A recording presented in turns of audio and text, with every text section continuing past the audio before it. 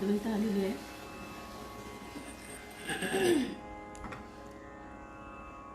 माझा आवाज येतोय का अदू? खूपच स्लो आहे. बघतो आता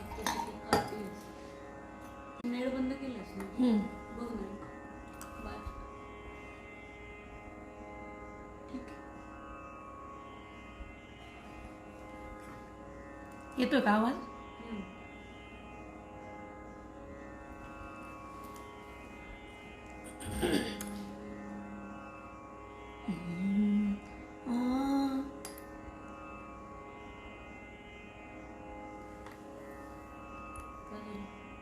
अजून कोणीतरी आहे. सुरू करायचं? 1-2 मिनिटं.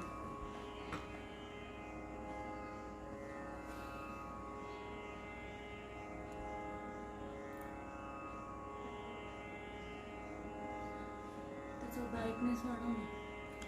क्लिक कर खाली खाली विजेचं ते.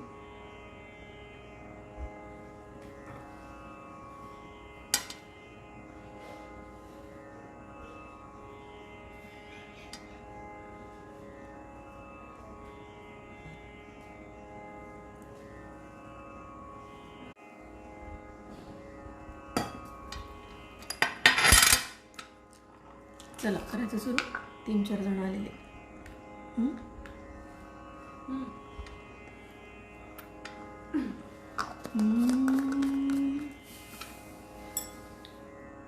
नमस्कार.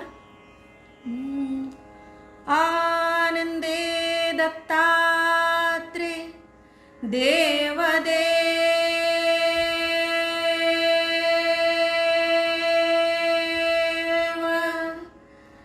श्री सर्वज्ञदासो पंत स्वामी महाराज की जय.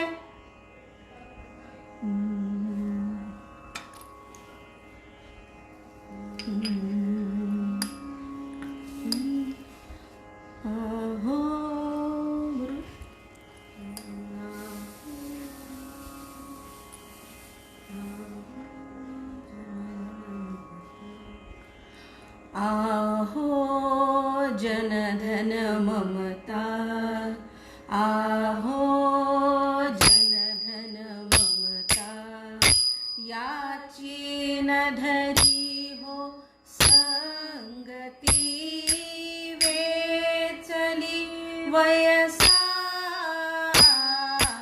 आहो जनधन अतूर पण बहु देखाई न साजणी, अतूर पण बहु देखाई न साजणी, भव भयांतकू कैयादी गुरु, भव भयांतकू कैयादी गुरु, विषया विष सेवितान श्रमली भारी माये, तरी तयाणुनी चरण दाखवी, आहो जनधन ममता, आहो जनधन. अरे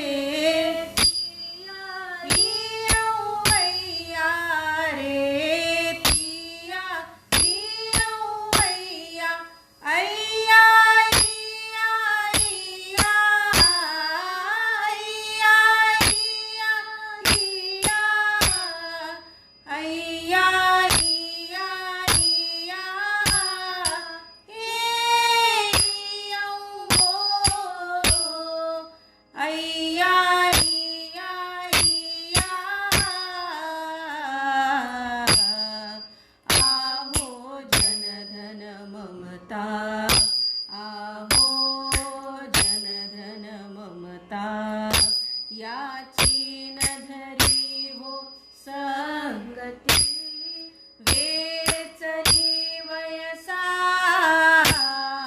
आहो जनधन तो एक सुरेश स्वानंद सागरू, तो एक सुरेश स्वानंद सागर, पाहिन वीन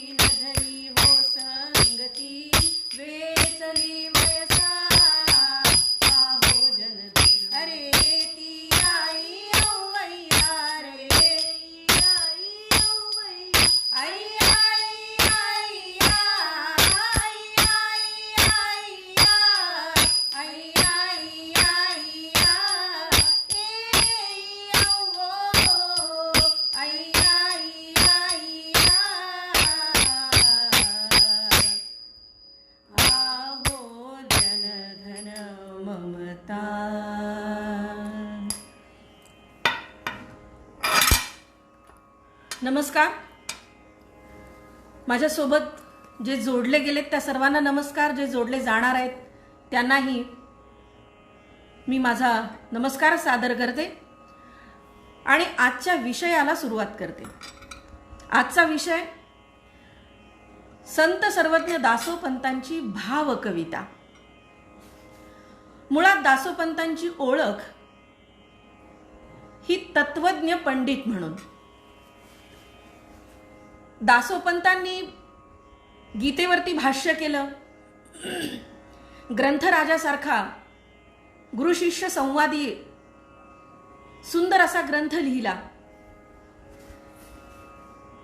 त्याचबरोबर असे अनेक ग्रंथ ज्याच्यातून तत्वज्ञान, जीवनधारणा, कर्ममार्ग आणि वेद उपनिषदांच्या उक्तींचा, श्रुतींचा उहापोह करणारा चिंतनाचा, भाष्याचा आलेख जणू मांडला. अनेक ग्रंथांमधून त्यांची तत्वज्ञ पंडित म्हणून जरी ओळख असली तरी दासोपंत हे व्यक्तिमत्व मी काल सांगितल्याप्रमाणे व्यामिश्र व्यक्तिमत्व आहे. उद्याच्या भागामध्ये मी ते चांगल्या पद्धतीनं ललित कलांच्या आधाराने मांडेनच, पण आजचा विषय हा भावानुभूतीचा आहे. एखादा तत्वज्ञ तर्क कर्कश पद्धतीने तर्क ज्ञान मांडणारा माणूस, त्याच्या मनामध्ये भावना असते का? एखाद्या माणसाला आपण म्हणतो की हा माणूस नीरस आहे, याची बोलण्याची भाषा रसाळ नाही. पण एखादी व्यक्ती बोलत असताना, लिहित असताना त्या भाषेमध्ये एक विशिष्ट माधुर्य असतं, मोहकपणा असतो, वैशिष्ट्यपूर्ण शैली असते, ज्या शैलीमुळे आपण आकृष्ट होतो आणि ते मधाळ वाटायला लागतं. अगदी उदाहरण द्यायचं झालं तर ज्ञानदेवांची ज्ञानेश्वरी. दासोपंतांचंही गीताभाष्य आहे आणि ज्ञानेश्वरांचंही गीताभाष्य आहे. पण ज्ञानेश्वरी रसाळ आणि मधुर वाटते, पण गीताभाष्य तत्वज्ञानाच्या अंगाने जाताना जीवनातल्या साऱ्या खाचखळग्यांची, व्यवहारांची, जीवनधारणांची ओळख अनेकांगी पद्धतीनं देत जाते. आणि म्हणून दासोपंत तत्वज्ञ पंडित असूनही त्यांची ओळख पासोडीकार, पंचीकरण मांडणारा वेदांती माणूस, वेदांती संत विभूती म्हणून केली जाते. पण त्यापेक्षा दासोपंतांचं एक निराळं व्यक्तिमत्व, त्या व्यक्तिमत्वाचा पैलू मी आज मांडणार आहे, जो त्यांच्या पदार्णवामधून आविष्कृत झाला. कोणत्याही कवीला, कथाकाराला, कादंबरीकाराला, साहित्यिकाला, वाङ्मयकाराला नव्हे, संत वाङ्मयकाराला सुद्धा जर त्याच्या हातून एखादी नवी कलाकृती जन्माला येणार असेल तर त्या कलाकृतीची नाळ ही पूर्वसुरींशी जोडलेली असते. ती प्रत्यक्ष असते, अप्रत्यक्ष असते, जैव संबंधातली असते, अजैविक संबंधातली असते. त्याच्या प्रेरणा, परंपरा ह्या त्या काळातील इतर अनेक प्रकृती, निवृत्ती आणि संस्कृतीशी जोडलेल्या असतात. त्यामागे फार मोठी व्यापक भूमिका असते. मध्ययुगामध्ये जे वाङ्मय जन्माला आलं, म्हणजे 16व्या शतकामध्ये जे वाङ्मय जन्माला आलं, ते बहुत करून संत वाङ्मय. आणि संत वाङ्मय बहराला आलेले हे अनेक पंथातून जन्माला आलं. यामध्ये महानुभव पंथ आहे, नाथ पंथ आहे, वारकरी पंथ आहे. 8व्या ते 12व्या शतकापर्यंत नाथ संप्रदायाची सिद्ध परंपरा आणि गानयोगी सिद्धांच्या काव्याचं मराठी रचनाबंध म्हणा किंवा सिद्धुखडी भाषेतले रचनाबंध, महानुभवी पंथामध्ये त्यांनी मराठी भाषा ही धर्मभाषा म्हणून वापरली आणि त्यांची पहिली लोककथा, धवळ, गद्यपद्य अशा प्रकारचा साहित्याचा वेलू हा महानुभव पंथाचा आपल्याला दिसतो. आणि वारकरी पंथामध्ये ज्ञानदेवांच्या पासून, नामदेवांच्या पासून पुढे अगदी तुकाराम महाराजांच्या पर्यंत इवलेसे रोप लाविली द्वारी आणि त्याचा वेलू गगनावेरी गेल्याचं दिसतं. भक्तिप्रधान काव्य हा मध्ययुगीन संत साहित्याचा प्राण आहे. खरं म्हणजे मुळातलं मध्ययुगीन संत कवींवरती हा जो प्रभाव परिणाम आपल्याला दिसतो तो वाल्मिक ऋषी व्यासमुनी यांच्या तत्वनिष्ठ आर्षकाव्याचा प्रभाव आहे. आदर्श जीवननिष्ठा, भक्तिसूत्र, अध्यात्म कर्म आणि ज्ञान या सर्वांनी प्रगल्भ असलेली प्राचीन कविता मध्ययुगीन संत कवींचा आदर्श होती. हे भक्तिप्रधान काव्य 13व्या शतकापासून महाराष्ट्रात, 14व्या शतकापासून पूर्वोत्तर भारतामध्ये, 15व्या शतकापासून राजस्थान, गुजराथेमध्ये आणि ते देशी भाषांमध्ये उत्पन्न झालं ही विशेष अभिमानाची गोष्ट आहे. या पदवाङ्मयाचे उद्गाते संत नामदेव फक्त मराठी पदांचे नव्हे तर सांगण्यास महाराष्ट्रीय माणसाला अभिमान वाटला पाहिजे की केवळ मराठीच नव्हे तर हिंदी पदवाङ्मयाचे उद्गाते सुद्धा संत नामदेव आहेत. पदवाङ्मय म्हणजे नेमकं काय? नामदेवांची रचना, ज्ञानदेवांची रचना, ज्ञानदेवांची विरहिणी, ज्ञानदेवांचा अभंग हा ज्ञानेश्वरीपेक्षा निराळा आहे. त्याचा भावबंध निराळा आहे, त्याची आकृती निराळी आहे, त्याचा रचनाबंध निराळा आहे, त्याचा रूपबंध निराळा आहे. हे का? तर ज्ञानेश्वरी हे सांगणं आहे, हे निवेदन आहे, कोणाशी तरी संवाद आहे, ते बोलणं आहे, निवेदन करणं आहे, कथन आहे. पण विरहिणी, अभंग या अशा अनेक रचना आहेत की ज्या स्वानुभूतीच्या भावोत्कट शब्दांच्या बंधातून निर्माण झालेल्या आहेत. मग ह्या वेगवेगळ्या आकृतीबंधामध्ये निर्माण झाल्या. वारकरी पंथामध्ये अभंगाचं चलन आहे. श्रीरंग कुलकर्णी ओविते लावणी या त्यांच्या ग्रंथामध्ये फार सुंदर वर्णन करतात ह्या गोष्टीचं की रूपबंध कसे निर्माण झाले. ओवीतून अभंग जन्माला आला आणि काही काळ ओवी आणि अभंग ही दोन जुळी भावंड म्हणून नांदली असं म्हणतात ते. मराठी वाङ्मयामध्ये तर भक्तिरसाचा काव्याचा कल्लोळ म्हणून अभंगाची अनुभूती आपण आजही घेतो. अभंगानं त्याचं अस्तित्व अभंग केलेलं आहे. पण अभंगापेक्षा निराळी, ओवीपेक्षा निराळी अशी रचना ज्याला आपण पद असं म्हणतो. निराळी म्हणजे काय? वेगळं म्हणजे काय? याचं निराळेपण ते कोणतं?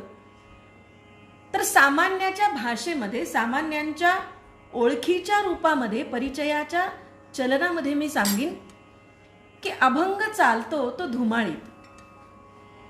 मग धुमाळीचे अनेक प्रकार असतील, मात्रांमध्ये थोडाफार बदल असेल, पण अभंग चालतो तो धुमाळीत. परंतु या धुमाळीपेक्षा निराळ्या चालीनं जाणारं म्हणजे धुमाळी व्यतिरिक्त अन्य अनेक तालात शब्दबद्ध झालेली रचना ज्याला आपण पद असं म्हणतो, ही साधी सोपी व्याख्या आहे. अर्थात याच्या मुळाशी खूप मोठं व्याकरण आहे. आज ते सांगण्यासाठी वेळ नाही. पण विविध तालमात्रांच्या मध्ये जेव्हा शब्दबद्ध होता तेव्हा त्याला आपण पद असं म्हणतो, ज्याला आजच्या सांगीतिक भाषेमध्ये मीटर असं म्हणूया. अभंगाचं मीटर वेगळं आणि इतर तालांचं मीटर वेगळं. संत ज्ञानदेव आणि नामदेवादी संतांची पदवाङ्मयाची परंपरा ही पुढे दासोपंतांनी जोपासली, बहराला आणली, नव्हे नव्हे ती अधिकाधिक संपन्न आणि समृद्ध केली. दासोपंतांची ही पदरचना म्हणजे त्यांचा पदार्णव, पदांचा अर्णव जो 1.25 लक्ष पदांचा आहे. खास सांप्रदायिक नित्याची उपासना, उत्सव, सोहळे, जयंती, कुलधर्म, कुलाचार, कीर्तन निरूपण अशा अनेक कारणासाठी या दासोपंतांच्या पदांची निर्मिती झाली. कीर्तन निरूपणासाठी म्हणा, देवाच्या साठी म्हणा, देवाबद्दल वाटणाऱ्या मनोनीत भावनांचं प्रतिबिंब म्हणा, त्याची प्रतीकं म्हणा, त्याचा परिणाम शब्दांनी जेव्हा व्यक्त झाला तेव्हा तो अतिशय नाट्यात्मक, विविध भावभावनांनी भरलेला, दृष्टांत आणि कूट यांनी भरलेला आहे. सगळ्यात महत्वाचं म्हणजे ही नानाविध पद ही संगीताश्रयी आहे, गायनानुकूल आहे.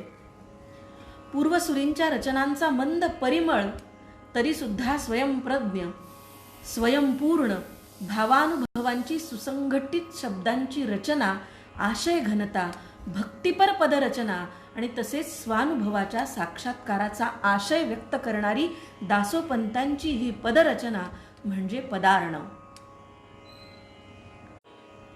आता या 1.25 पदांच्या मध्ये मला सांगा किती विषय आले असतील. अनेक विषयांचा उहापोह दासोपंतांनी केलाय. खरं म्हणजे 1.25 पद आज उपलब्ध नाहीत. 2,500 ते 3,000 जेमतेम पदं आपल्या हातात आहेत. 2,500 ते 3,000 पदांच्या मध्ये इतकी संपन्नता आहे, इतकं वैपुल्य आहे, इतकी विविधता आहे. जर 1.25 पदं हाताशी आली तर काहीतरी निराळं समोर येण्याची शक्यता नाकारता येत नाही. काय आहे या पदांच्या मध्ये, काय विषय आहेत या पदांचे, ही रचना कशी आहे नेमकी. पारंपरिक कर्मठता, लोकजीवन, लोकव्यवहार,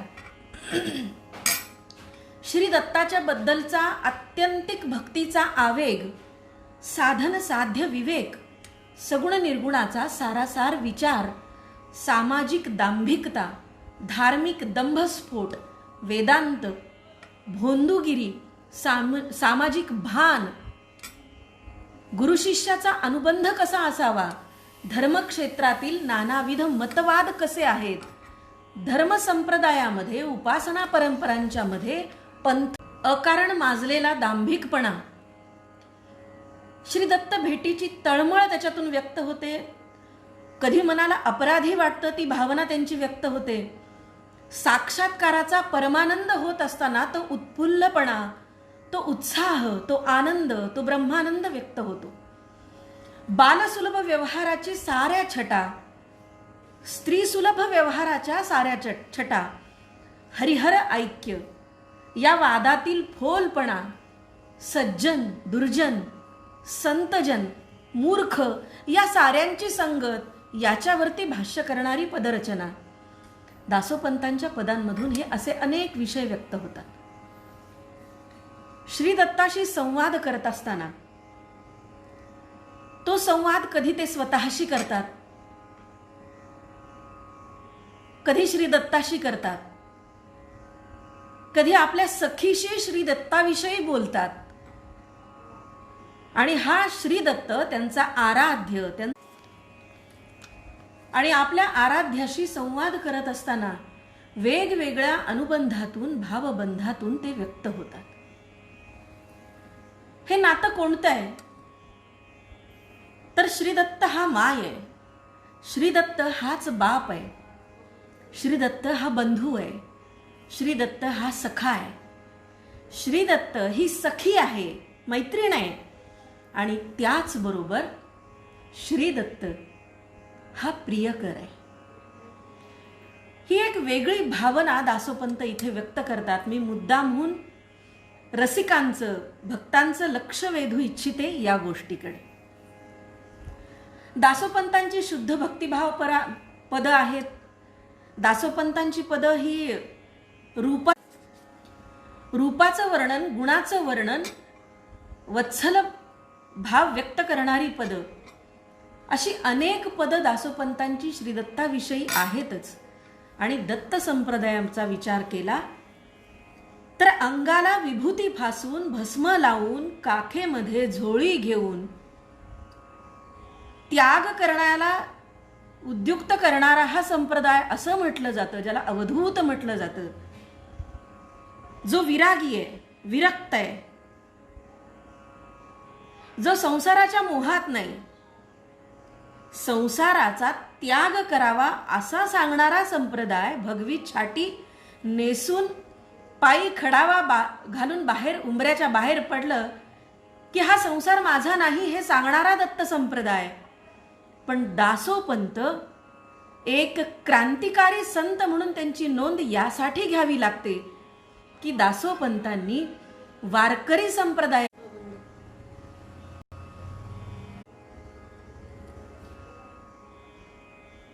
ज्ञानदेवांची जी मधुरा भक्ती, ती मधुरा भक्ती दासोपंतांनी दत्त संप्रदायामध्ये आणली आणि ज्ञानेश्वरांच्या विरहिण्यांचा बराच प्रभाव परिणाम दासोपंतांच्या विरहिण्यावर दिसतो.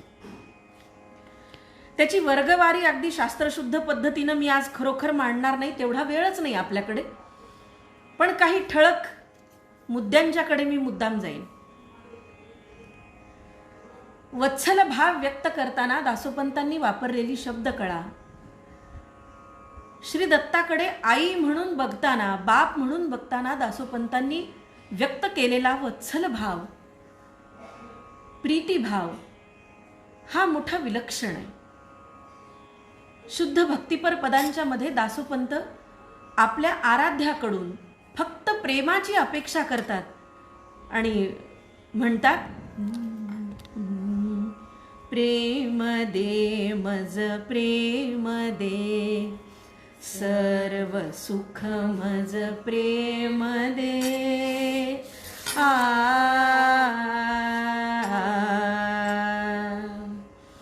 कर्म ठाते नाही अनसरू, कर्म ठाते नाही अनसरू, शब्दिकाते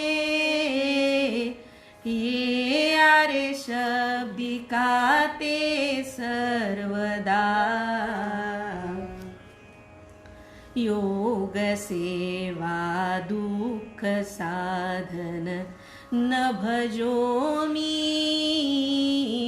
ये आरे न भजो मी ते कदा. काय सांगू तुझं काय मागू, काय सांगू तुझं काय मागू, याही हात्री वरदा, याही हात्री वरदा. प्रेम दे मज प्रेम दे, सर्व सुख मज प्रेम दे.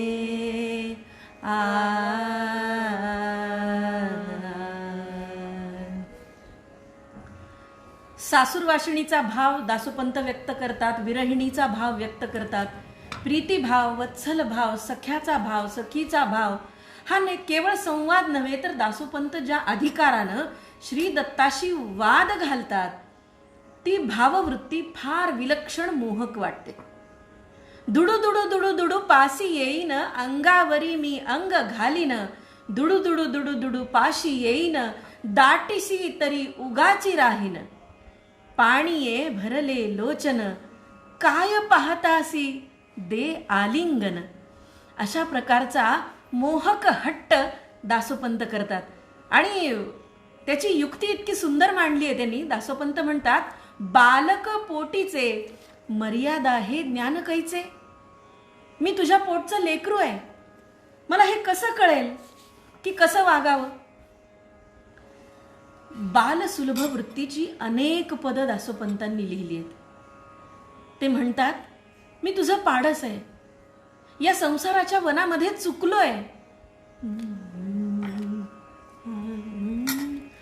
पाडसा देवा पाडसा, चुकलिये देवा चुकलिये, कुरंगिणी वन देवराया, कुरंगिणी वन पाहे हो, हरिणी वन भ्रमताये. वत्साला धेनु सांडोनिया धेनु, वत्साला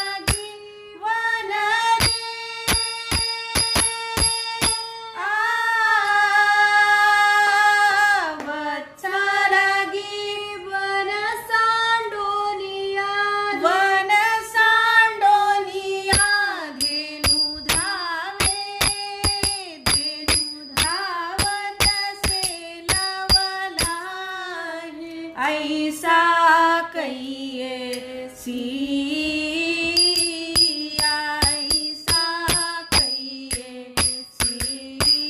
मज लागी देवा उचलोनी रे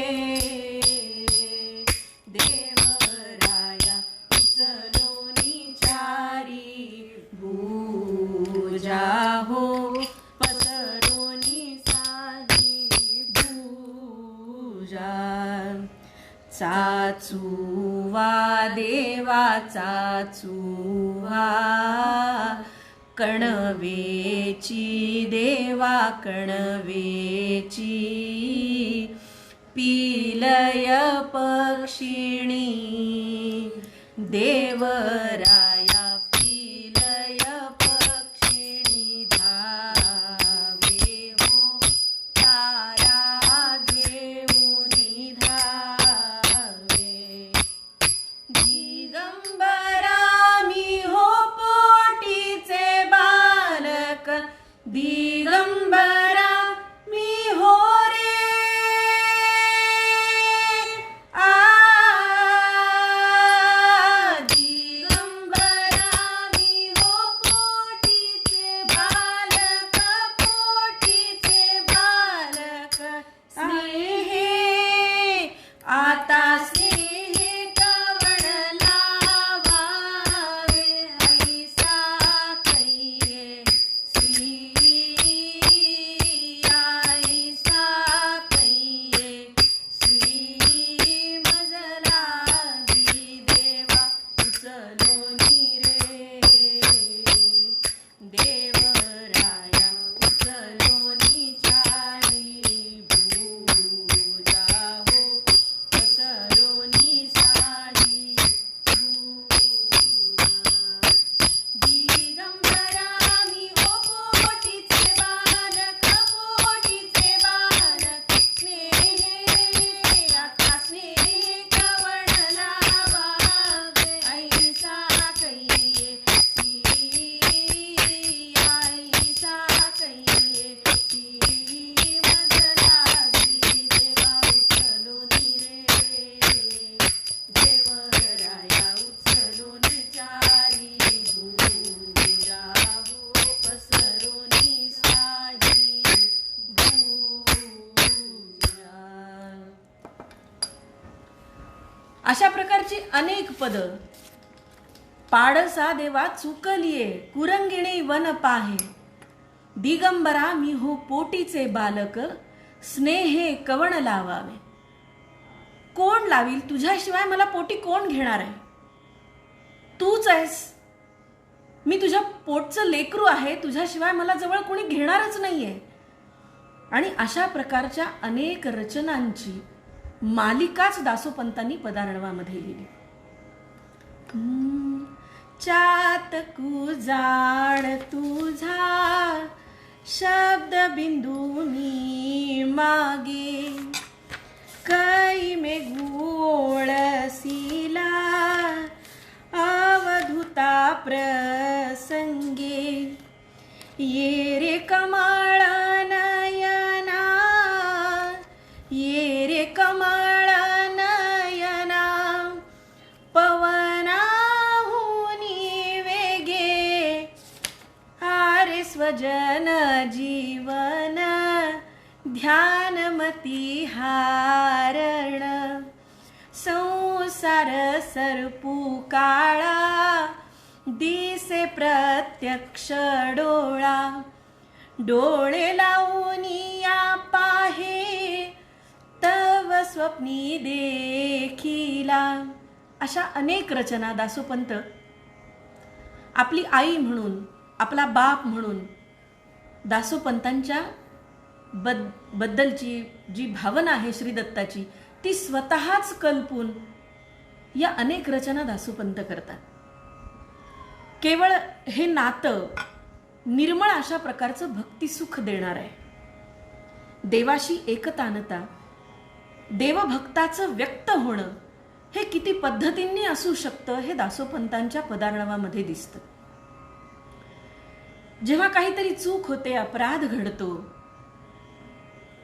तेव्हा त्याची क्षमा मागण्यासाठी दासोपंत म्हणतात सच में अपराधी या अवधू तू सच में अपराधी अपराधी रे अवधू तू सच में अपराधी या अवधू तू सच में अपराधी रे अवधू तू सच में अपराधी. हाच विचार मराठीत मांडताना कान मुरडीला आम्ही चुकालो गा आम्ही चुकालो गा आम्ही चुकालो गा देवा कान मुरडीला आम्ही केलं ते पावलो आता केलं ते पावलो आता पोटी समावी जे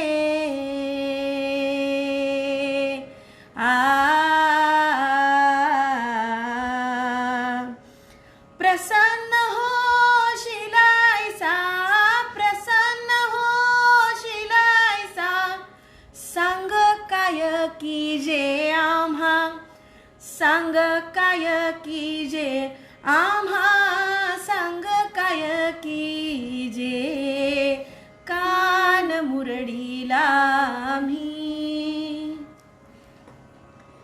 दासोपंतांच्या पदामध्ये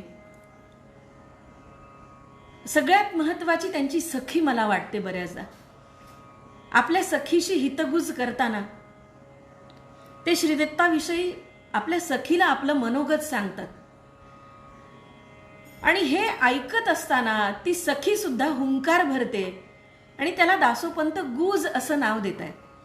खरं म्हणजे ललित पदामध्ये हे येतं. मी ललित पद आणि दासोपंतांचं संगीत या दोन बाबींवर उद्या प्रकाश टाकणार आहे. त्यामुळे आज फक्त सखी सखा यांच्याबदला त्यांचा भावबंध आणि त्यांचं शब्दरूप बघूया. दासोपंत आपल्या सखीला म्हणतात पुसतील वो बाईया हे वो जाहले काये पुसतील वो बाईया हे हो जाहले काये सांगता न पडे विसरू खूण बोलता न ये. मैत्रिणी म्हणतील अगं वेडे काय झालंय तुला आणि मला असं वाटतंय की मला हे काही सांगताच येत नाहीये. जे घडलंय त्या अनुभूतीची त्या अनुभवाची खूण मात्र माझ्या अंतरात्म्यात आहे. मला ती सांगता येत नाहीये, मला ती प्रकट करता येत नाहीये. सकळ विषय सुख आता कैसे पुढती दिगंबर मज प्रती प्रकट झाले अशी साक्षात्काराची खूण देणारी रचना सुद्धा दासोपंत सांगतात. दिगंबराचं दर्शन झालंय, सगुण रूपाचं दर्शन झालंय, त्याची खूण मनाला पटली आहे. अशा वेळी त्यांचे शब्द आहेत धन्य सुदिनू आजी दिवाळी धन्य सुदिनू आजी दिवाळी दत्तू भेटला यये काळी आलिंगन दिधले मज हृदय कमळी. आज दिवाळी आहे, आज धन्य दिवस आहे. ज्या क्षणी ज्या वेळी मला हा दत्त भेटलाय, हा श्रीदत्त भेटलाय, मला हृदयाशी कवटाळून त्यानं आलिंगन दिलंय. पुढची घटना दासोपंत सांगतात पाहतील बाईया नेता देव देवा. देव मला घेऊन जातोय तेव्हा माझ्या मैत्रिणी बघतील. पाहतील बाईया नेता देव देवा तिया प्रती मी म्हणे लोभून सांडावा. मग मी माझ्या मैत्रिणींना म्हणेन येते मी लोभ असू द्यावा, येते मी लोभ असू द्यावा, भेटी नाही पुढती खेदून करावा. यापुढे आपली भेट होणार नाही. मी देवाच्या गावाला चालले, मला देव घेऊन जातोय लोभ असू द्या, यापुढे आपली भेट होणार नाही. दिगंबराची या जातसे गावा. आपल्या सखीशी दासोपंतांनी केलेला हा संवाद अतिशय हृद्य, अतिशय मोहक आणि भावाभिव्यक्ती सांगणार आहे. नामदेवांच्या संदर्भात आपण ऐकतो, नेहमी ऐकलेलं आहे की जसं देहाला तसं देवाला नामदेव करत असत. मी ती दंतकथा सांगत बसणार नाही, कारण स्वयंपाकामधली पोळी जेव्हा कुत्र तोंडात धरून घेऊन पळत होतं तेव्हा नामदेव मागे पळत होते, देवा कोरडी पोळी खाऊ नका, पोट दुखेल, तूप घ्या त्याच्यावर, तूप घ्या, पोट दुखेल हो. आणि हीच भावना, हीच भाववृत्ती प्रत्येक शब्दाशब्दामधून, प्रत्येक पदांच्या मधून, प्रत्येक भावाभिव्यक्तीमधून आपल्याला बघायला मिळते. मग ते रूपाचं वर्णन असेल, ते गुणाचं वर्णन असेल, ते वृत्तीचं वर्णन असेल, ते प्रकृतीचं वर्णन असेल, ते प्रवृत्तीचं वर्णन असेल, ते निवृत्तीचं वर्णन असेल, ते सगुणाचं वर्णन असेल, ते निर्गुणाचं वर्णन असेल, ते रजतम सत्वाचं वर्णन असेल, ते तत्वचिंतन असेल, ते अध्यात्म असेल, तो वेदांत असेल, उपनिषदांची श्रुती असेल. पण यामध्ये दासोपंतांचं जे निवेदन आहे, दासोपंतांचं जे कथन आहे, दासोपंतांची जी भावाभिव्यक्ती आहे, ती अतिशय मनोनीत, मनस्वी, ही नातेसंबंधांनी अनुबंधित झालेली आहे. देवाचं वर्णन करताना सुद्धा चित्रमयता आहे, नाट्यमयता आहे. शब्दचित्र आपल्यासमोर ते रेखाटतात आणि एका कॅनव्हासवरती आपण एक सुंदर दासोपंतांनी रेखाटलेली षड्भुजधारी मूर्ती बघतोय असं वाटायला लागतं. मालक बघ, मालक मांडलू शंख हे चक्र, मालक मांडलू रे,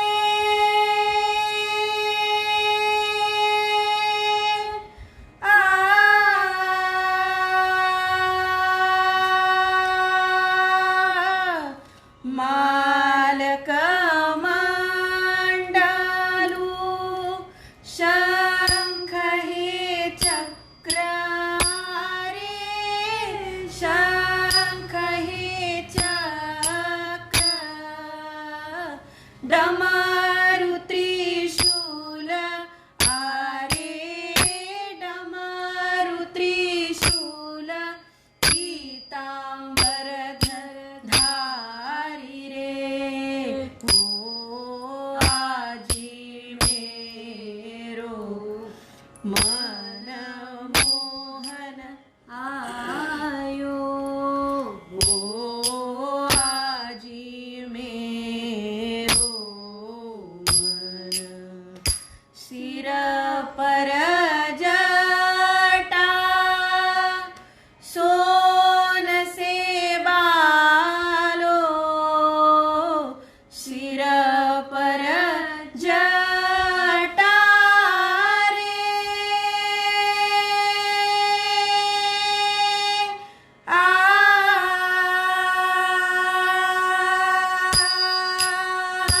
सिर पर जटा सोन से बालो रे, सोन से बालो, चांद सूरज आरे, चांद सूरज, कानों पीछे कुंडल,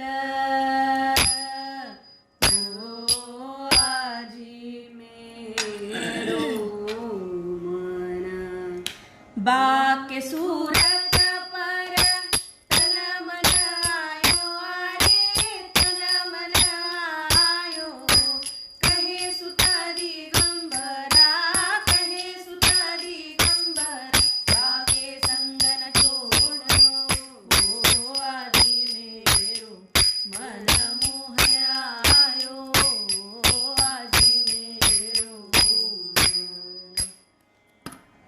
अनेक पदं आहेत. खरं म्हणजे ही पदं म्हणून दाखवणं एका व्याख्यानामध्ये ते कदापिही शक्य नाही. मी एक एक नमुना दाखल ही पदं घेते.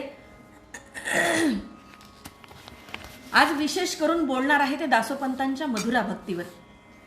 कृष्ण आणि राधा प्रेम भावनेतून व्यक्त होणारी ही मधुरा भक्ती दत्त संप्रदायामध्ये दासोपंतांनी आणली खरी, आणि या संप्रदायामध्ये ती क्रांती ठरली.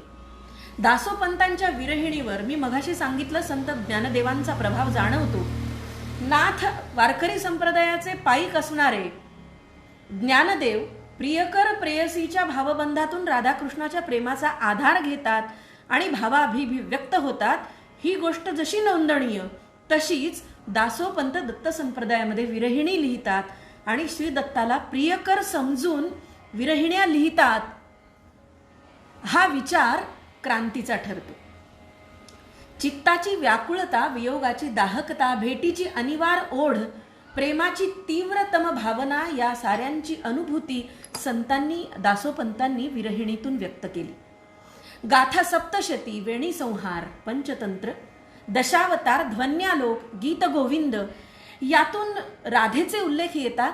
ब्रह्मवैवर्त पुराणामध्ये, भागवत पुराणामध्ये, अगदी पूर्ण वैराग्यवृत्ती असलेल्या शुकांच्या भागवत पुराणामध्ये सुद्धा रासपंचाध्यायीमध्ये वर्णिलेली कृष्ण भक्ती ही या मधुरा भक्तीमध्ये ओथंबलेल्या पदांची पार्श्वभूमी असली पाहिजे असं मला राहून राहून वाटतं.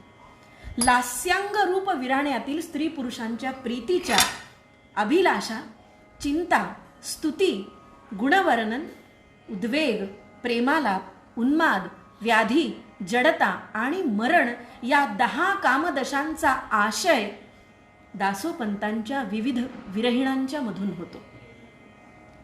हे प्रेम नेमकं का दासोपंतांना मांडावंसं वाटलं? हे प्रेम अतृप्त तरीही सुखदायक आहे. कामतृप्ती ही तृप्तीतून अतृप्तीकडे नेणारी आहे, दुःख देणारी आहे. प्रेमामध्ये त्याग आहे, समर्पण आहे, आणि कामामध्ये मात्र स्वार्थी आत्मतृप्ती आहे. काम हा रासशील आहे. प्रेम हे नित्य वाढणार आहे, उल्लसित करणार आहे. कामामध्ये विषयाची तृष्णा आहे आणि प्रेमामध्ये विषयांचं विस्मरण आहे. आणि म्हणूनच ईश्वर विषयीचं पराकोटीचं प्रेम व्यक्त करण्यासाठी दासोपंतांनी मधुरा भक्तीचा आधार घेतला. सच सांग सखिये याची खूण अवधूते वेधिले माझे मन. सच सांग सखिये याची खूण अवधूते वेधिले माझे मन.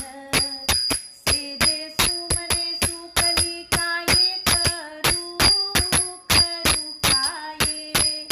शंका बोलता हृदय बाधता हे.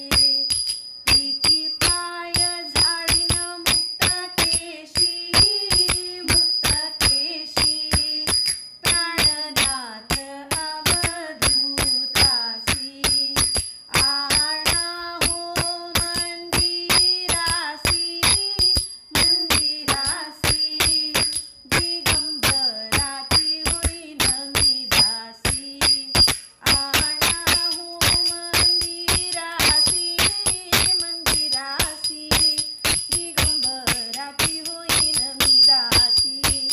गुरुरायाची होईन मी दासी.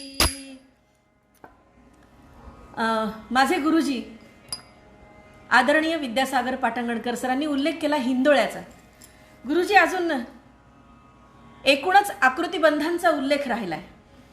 याच्यामध्ये ओवी, अभंग याचा उल्लेख फक्त केला मी. यापुढे पदांच्या मध्ये भारूड, पाळणा, हिंदोळा, चौचरणी, गद्यपद्य प्रकारचं वाङ्मय ज्याच्यामध्ये वृत्तबद्ध रचना आहे आणि प्रबंध रचना आहे. त्याचबरोबर अनेक अशा पदांची गवळण, विरहिणी, लावणी अशा प्रकारच्या रचना दासोपंतांनी सगळ्या प्रकारच्या रचना ह्या केलेल्या आहेत. पण विलक्षण सांगण्यासाठी वेगळी निराळी गोष्ट जो आपण उल्लेख केला तो म्हणजे हिंदोळा. पहिला पाळणा आपल्याला माहिती मुक्ताबाईंनी चांगदेवासाठी लिहिला. तो आपल्याकडे लिखित स्वरूपातला पहिला पाळणा मराठी वाङ्मयातला. दासोपंतांनी अशा अनेक पाळण्यांची निर्मिती केली, पण हिंदोळा नावाचा प्रकार, चौचरणी नावाचा प्रकार, जो महानुभाव पंथामध्ये चौचरणी नावाचा प्रकार आहे, तो दासोपंतांनी लिहिला. जो धवळे नावाचा प्रकार आहे महानुभावातला, तो दासोपंतांनी लिहिला. पण हिंदोळा नावाचा प्रकाराचं कर्तृत्व मी दासोपंतांना देईन, कारण आजवर हिंदोळा नावाची रचना किंवा नामनिर्देशन करून केलेली रचना ही आजवर कुठे आढळत नाही. मी विरहिण्यांच्याबद्दल बोलत होते, चौचरणींच्या बद्दल बोलले. महानुभाव पंथामध्ये चौचरण नावाचा प्रकार आहे, तो दासोपंतांनी फार सुंदर पद्धतीनं लिहिलाय. जती नावाचा प्रकार आहे, तोही दासोपंतांनी लिहिलाय. मी एक चौचरणी तुम्हाला ऐकवते. पाहीन मी कमळ नयना, पाहीन मी कमळ लागेन न सोडी चरण, न साहे हो वियोग वेदना, मन दुजी न करी, मन दुजी न करी वासना, पाहीन मी कमळ नयना, पाहीन मी कमळ प्राचीन कैसे न कळे, सद्गुरुसी अंतर पडले, आठवाती हृदय पाऊले, मन माझे जाहले आंधळे, पाहीन मी कमळ नयना,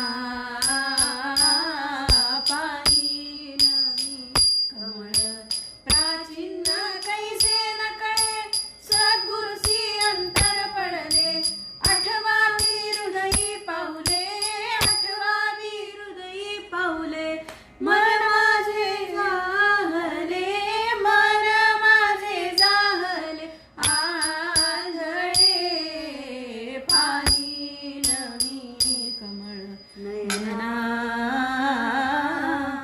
पाहीन मी. सगुण आणि निर्गुणाच्या बद्दल दासोपंत जेव्हा बोलतात तेव्हा किती उपमा, किती दृष्टांत, किती अलंकाराचा वापर. मी एकच पदाचं फक्त उदाहरण देईन. कल्पांतीचे पाणी नगण वेगणिता, मा तैसे अवधूता सगुण तुझे, केवळ परब्रह्म नये दृष्टी भजता, मा तैसे अवधूता सगुण तुझे, बुद्धीचे कारण नये अवगमिता, मा तैसे अवधूता सगुण तुझे, दृष्टीचे चैतन्य नये ते पाहता, मा तैसे अवधूता सगुण तुझे, जळधरू जैसा बाही नये कवळिता, मा तैसे अवधूता सगुण तुझे, चैतन्याची सोये न लगे प्रगटता, मा तैसे अवधूता सगुण तुझे, निर्विकल्प ब्रह्म साकार खलुता, मा तैसे अवधूता सगुण तुझे. अशा अनेक रचनांची निर्मिती दासोपंतांनी केली. खरं म्हणजे दासोपंतांची जी उपासना परंपरा आहे, या परंपरेला अनुसरून दासोपंतांनी त्या त्या प्रसंगी प्रसंगोपात अशा या पदरचना केलेल्या आहेत. म्हणजे परंपरेमध्ये, संप्रदायामध्ये, मौखिक परंपरेनं म्हटलं जातं, आता देव बाहेर येण्याची पदं म्हणायची आहेत, देव पालखीत बसतानाची पदं म्हणायची आहेत, आता शेजारती आहे, आता आरती आहे, आता ललित आरती आहे, आता हिंदोळा आहे, आता पाळणा आहे आणि आता ओवी आहे. या सगळ्या रचनांची पार्श्वभूमी ही उपासना परंपरा आहे. या धर्मपीठानं या कलात्मक सृजनाला जे व्यासपीठ दिलं आणि हे व्यामिश्र सृजनात्मक निर्मिती दासोपंतांच्या हातून घडली. हा खरं म्हणजे त्यांच्या पिंडाचाच भाग आहे. पण तरीसुद्धा विविध रूपक, उपमा, दृष्टांत, अलंकार, कूट यांची पेरणी करणाऱ्या या रचना आहेत. सुश्लिष्ट शब्दांची सुसंगत संघटना, भावपूर्ण शब्दांची गुंफण, नाट्यमयी शब्दचित्रण आणि अनेक वेळेला संवादी, विवादी, सुसंवादी, द्विसंवादी, त्रिसंवादी, अनेक संवादी अशा प्रकारची ही शैली हे या पदांचं वैशिष्ट्य आहे. रंग, रूप, रस, गंध, स्पर्श, दृक, श्राव्य अशा अनेक प्रतिमांचा समर्पक वापर दासोपंतांनी केलेला आहे. नादयुक्त पदांचा वापर आहे, नादयुक्त शब्दरचना आहे. त्याचबरोबर अनुनासिक शब्दांची जी संगती त्यांनी लावली आहे ती सुद्धा अप्रतिम आहे. त्यांच्या पदरचनेची ही साहित्यिक वैशिष्ट्य सांगता येतील. पण भावानुभूतीच्या दृष्टीने जर विचार केला तर दासोपंत माय म्हणून, बाप म्हणून, सखा म्हणून, सखी म्हणून, बंधू म्हणून श्री दत्ताकडे पाहत असताना ज्या अनुबंधातून आपल्या भावांची अभिव्यक्ती करतात, जी भावना व्यक्त करतात, ती भावना अतिशय हृद्य अशा प्रकारचं आविष्करण दासोपंतांच्या पदरचनांमधून दिसून येतं. ही भावकविता व्यक्त होताना ओवी, अभंग, पद, भारुड, पाळणा, हिंदोळा, गवळण, विरहिणी, चौचरणी, जती, धवळे आणि त्याचबरोबर वृत्तात्मक रचनांच्या मधून सुद्धा याचा आविष्कार आपल्याला झालेला असतो. दासोपंतांनी अनेक स्तोत्र रचली, अष्टकं रचली, वृत्तात्मक रचनाही त्यांनी केल्या. पण आजच्या विषयाला अनुषंगून मी भावकविता हा शब्द वापरल्यामुळे त्यांच्या वेदांवरच्या ज्या भाष्याच्या कविता आहेत, उपनिषद श्रुतींच्या उक्तींच्या वरती त्यांनी जे भाष्य केलेलं आहे, मी आज त्यांचा उल्लेख मुद्दाम केला नाही. कारण त्याच्यामध्ये तर्कशास्त्र येतं, तत्वज्ञान येतं, वेदांत येतो. पण वेदांत येतो म्हणून त्या भावाभिव्यक्ती करणाऱ्या नाहीत असं मात्र मुळीच नाही. त्यातल्या भावाभिव्यक्तीची पातळी ही अतिशय निराळी आहे. आणि म्हणून मानवी व्यवहाराचे जे अनुबंध, मानवी भावभावनांचे जे अनुबंध, कौटुंबिक नातेसंबंधामध्ये मनामध्ये निर्माण होणारे, माणसाच्या मनामध्ये निर्माण होणारे जे भावबंध दासोपंतांनी आपल्या देवाशी अनुभूतीतून व्यक्त केले, साक्षात्काराच्या अनुभूतीच्या या खुणा ज्या शब्द पाकळ्यांमधून मांडल्या, त्या भावाभिव्यक्तीचा विचार फक्त आज भावकवितांच्या मध्ये मी केला. यामध्ये दासोपंत सुफी संप्रदायाशी साधर्म्य साधणाऱ्या मधुरा भक्तीचा विचार करतात. प्रेयसी आणि प्रियकर हे नातं प्रस्थापित करतात, हे विलक्षण आहे. आणि भावकवितेमध्ये अनेक आकृतिबंधांचा, रचनाबंधांचा, रूपबंधांचा विचार दासोपंतांनी अनेक पंथातून केला, हे विलक्षण आहे. नाथपंथ असेल, त्यांच्या सिद्धयोग्यांची गानपरंपरा आहे. वारकरी पंथाच्या नामदेवांचा, ज्ञानदेवांचा, मधुरा भक्तीचा, अभंगाचा, ओवीचा, विरहिणीचा विचार असेल, महानुभवातील जती, चौचरणी, धवळे यांचा विचार असेल, गद्य पद्य अशा प्रकारच्या मिश्रित काव्यप्रकाराचा विचार असेल, दासोपंतांनी कुठलाही काव्यप्रकार आणि सगळ्यात महत्त्वाचा आणि विशेष अनेक भाषांचा संगम दासोपंतांच्या पदार्णवात आहे. याचा विचार मी उद्या मुद्दाम करणार आहे. कारण भाषा शैली आणि अनेक भाषा भगिनींचा संगम या दोन वेगळ्या गोष्टी. अनेक भाषेंमधून दासोपंत व्यक्त झाले. सिदुक्कडी आहे, नाथपंथाची सिद्धपंथी भाषा आहे. हिंदीच्या हिंदुस्थानी ज्याला आपण म्हणूया त्याच्या अनेक छटा आहेत. प्राकृताच्या अनेक छटा आहेत. कन्नड आहे, तमिळ आहे, संस्कृत आहे. अशा अनेक भाषा भगिनी दासोपंतांच्या पदार्णवामध्ये नांदतात. उद्या सकल कला गुणनिधी संत सर्वज्ञ दासोपंत यामध्ये या सगळ्या विचाराचा अंतर्भाव मी जरूर करीन. शक्यतो 1 तासामध्ये जे जे काही शक्य आहे ते सांगण्याचा प्रयत्न करीन. खरं म्हणजे आज जे मी व्यक्त केलं ते एवढं मोठं आभाळाचं हे व्यक्तिमत्व, दासोपंतांचं आकाशा एवढं व्यक्तिमत्व ओंजळीमध्ये घेऊन दाखवणं, आणि तेही काही मर्यादेच्या कालखंडामध्ये, ते खरोखर अशक्य गोष्ट आहे. ही मालिका एकेका मुद्द्याला घेऊन करण्यासारखी आहे. कारण माझे गुरुजी विद्यासागर पाटंगणकर सर मला कालच म्हणाले की हा विषय फार मोठा आहे आणि ते एक एक मुद्दा घेऊन मांडण्यासारखा आहे आणि तो खूप छान वाटेल. आणि खरोखरच गुरुजी, तुमची आज्ञा म्हणा, तुमची सूचना म्हणा, मला शिरसावंदी आहे आणि ते खरोखर योग्य असणार आहे. पण तरीसुद्धा सारांश म्हणून आज मी व्यक्त झाले. आपण साऱ्यांनी मोठ्या प्रेमाने माझे शब्द पदरात घेतलेत. माझ्या मार्गदर्शक डॉक्टर विद्यासागर पाटंगणकर गुरुजींची ही कृपा, मला हा अभ्यास करता आला. माझे मोक्षगुरू आनंद स्वामी गोस्वामी, माझे प्रत्यक्ष वडील, यांचा कृपा आशीर्वाद आणि दासोपंतांचं कृपाछत्र, याशिवाय शब्दांचं हे देणं, हे लेणं आपणासमोर मी कधीही व्यक्त करू शकले नसते. या सर्वांचे मनःपूर्वक ऋण व्यक्त करते आणि दासोपंतांच्या चरणी ही अक्षरसेवा रुजू करते. या ठिकाणी थांबते. उद्या भेटूया संध्याकाळी 7 वाजता. सकल कला गुणनिधी संत सर्वज्ञ दासोपंत स्वामी या विषयासह. धन्यवाद. आनंदे दत्तात्रेय देवदेव श्री सर्वज्ञ दासोपंत स्वामी महाराज की